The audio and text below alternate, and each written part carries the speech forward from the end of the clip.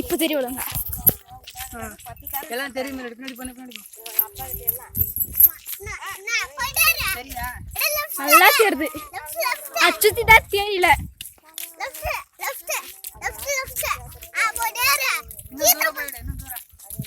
இருட்டாதுங்க.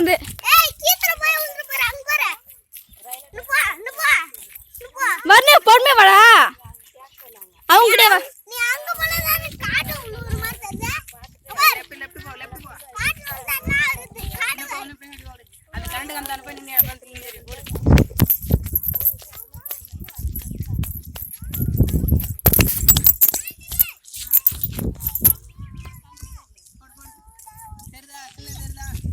இருட்டா இருக்கிற பையா.